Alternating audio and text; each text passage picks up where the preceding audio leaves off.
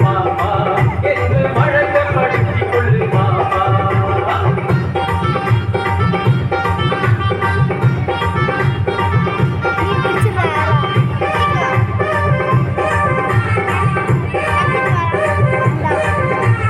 துன்பம் நெருங்கி வந்த போதும் நாம் சோர்ந்துவிடலாகாது பாப்பா. துன்பம் நெருங்கி வந்த போதும் நாம் சோர்ந்துவிடலாகாது பாப்பா. அன்பு மிகுந்த தெய்வம் உண்டு, அன்பு மிகுந்த தெய்வம் உண்டு. துன்பம் அத்தனையும் போக்கிவிடும் பாப்பா, துன்பம் அத்தனையும் போக்கிவிடும் பாப்பா.